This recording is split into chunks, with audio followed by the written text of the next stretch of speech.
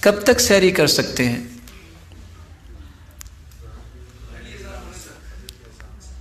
پہلی اذان ہونے تک۔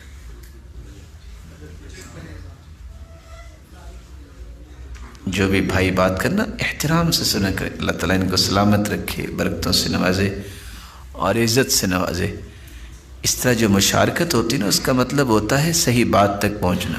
جو بھی بات کرے مسکرا کے خندہ پیشانی سے اس کی بات اس طرح سنے کہ وہ مجھ سے زیادہ جانتا ہے۔ یہ بھی ادب ہے مجلس کا۔ پہلی اذان اور دوسری اذان، سحری کس اذان پہ بند ہوگی؟ کیا جی؟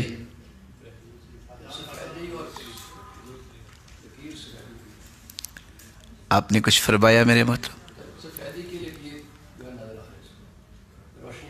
کیسے آئے گی وہ؟ ٹارچ سے نظر آئے گی یا ڈیفیوز لائٹس استعمال کرنی پڑے گی؟ کون بتائے گا میرا اور پیارا بھائی؟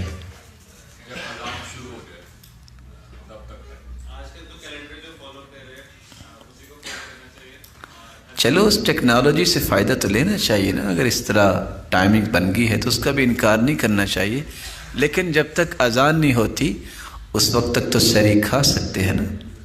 اور اذانیں دو ہوتی ہیں، پہلی بھی اور دوسری بھی۔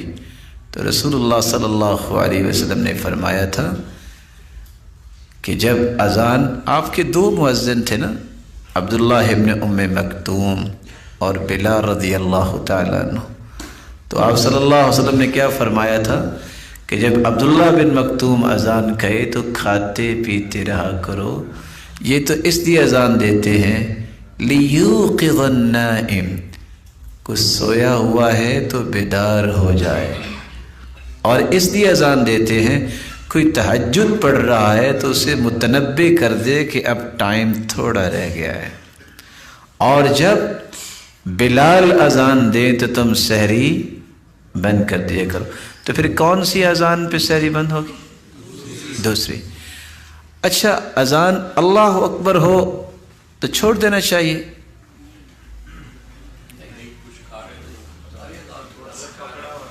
کچھ جواب تو دینا چاہیے نا آپ کو۔ آپ ویسے کیا کرتے ہیں؟ ویسے ماشاء اللہ روزے تو رکھے نا آپ نے، لگتا ہے کافی سارے رکھے ہیں ماشاء اللہ۔ کیا کرنا چاہیے؟ مثال کے طور پہ ایک شخص کے ہاتھ میں لقمہ ہے اور اس نے لقمہ اپنے منہ مبارک میں بھی ڈال لیا ہے، کیا پھینک دے اسے یا چبا لے اسے یا ہاتھ میں تو اسے بھی پھینک دے؟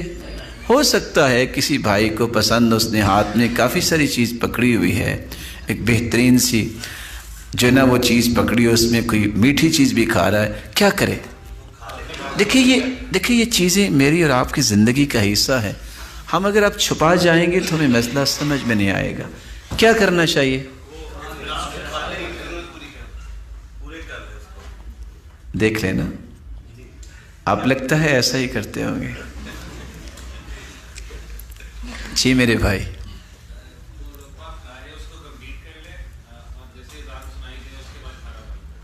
کھانا بند کر دیں۔ اس کے بارے میں آپ کی خدمت میں ایک حدیث پیش کرنا چاہوں گا۔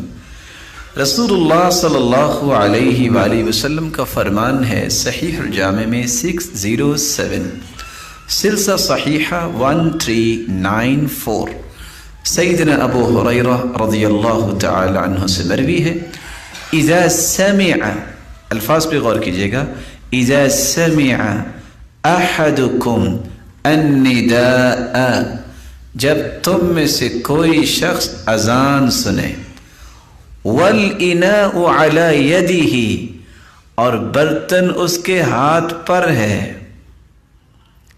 پھر سنیے گا، والاناء علی یدہ، اس نے ہاتھ میں برتن پکڑا ہوا ہے، پھر کیا کرے؟ فلا یضعہ، اس برتن کو نہ رکھے، حتی، جب تک، یقضی حاجتہ منہ، اس برتن سے اپنی ضرورت پوری نہیں کر لیتا۔ اچھا کتنے لقمے کی گنجائش نکلی؟ ایک کی کہ دو چار کی؟ بولے جب آپ کی ضرورت پوری ہوگی.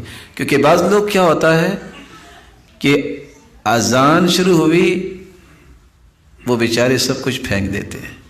اصل کا پتہ ہونا چاہیے.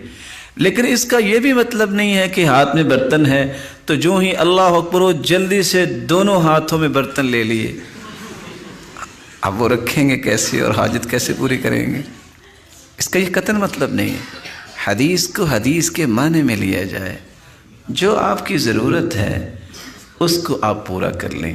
وہ ایک لقمہ بھی ہو سکتے ہیں, 2 لقمے بھی ہو سکتے ہیں, لیکن اس میں انسان کو غلط استعمال نہیں کرنا چاہیے.